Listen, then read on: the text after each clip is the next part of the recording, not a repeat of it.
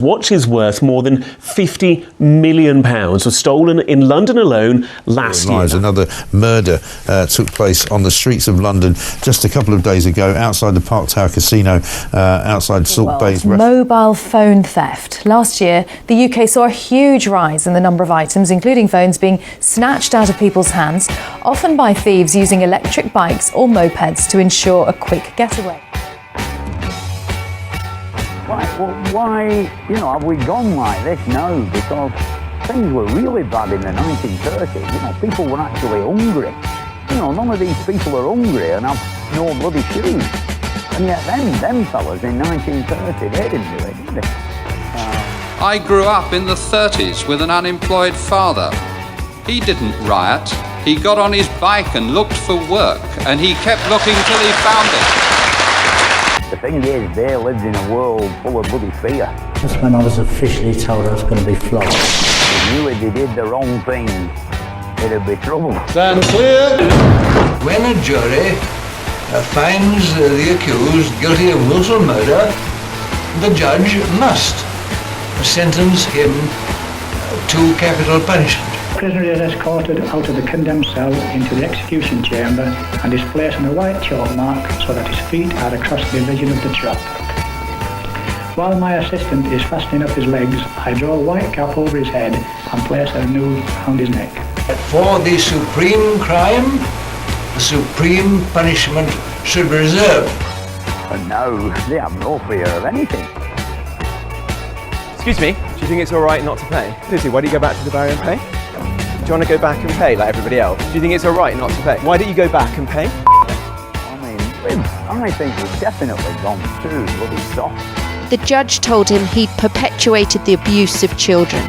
Despite that, he said prison wouldn't address the causes of his offending. He said Hugh Edwards does not pose a risk now to the public or children, and that given the crimes he's committed, he would be extremely vulnerable in prison. When you see sex offenders, it's a very serious crime. It destroys people's lives. Yeah. And they're going to prison sometimes for a matter of months. Yeah. You actually wonder, what the hell is going on here? It's not even just sex offender cases, which are also awful. It's also just like almost murders. Shoplifting is off the Richter scale. Assaults on retail staff, 800 a day. There is a mass of unreported crime. People have largely given up reporting it. I think in the last 9 days there's been 5 murders in London and 14 stabbings and a few shootings that I'm aware of.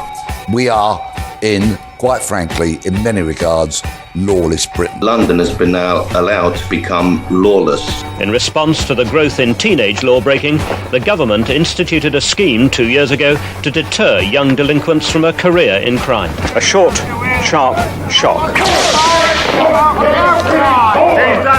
I mean, Isle of Man, the vandalism there when they had the butch were, I believe, this is only what I've read in papers, were practically non-existent.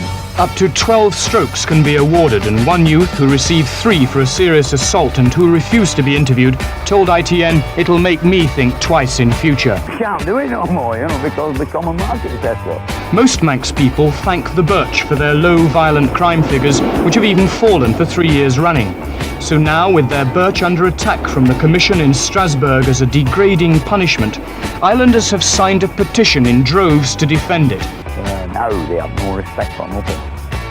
All they want is a life of bloody pleasure. It'll never get any better until they bloody fire them into line, national service or something like that. But now, he says, you're going to listen to me. I mean, there's all these arguments against it, but the people who argue against it never come up with a bloody solution, do they? Never. It just goes steadily worse day by day. In 1951 in London, there was only 300 robberies reported in a year. There's now 150 times that amount of robberies in a year in London. This is a domestic violence case which he almost kills a woman, and the result is he gets under 3 years. He'll be out in probably just about 2. That's obviously not acceptable. No one looks at that and thinks that's what a society demands. Like, these people need to be away from the public, and the public should expect much longer periods where they're away and they're not a threat. That it's mad that that isn't the case.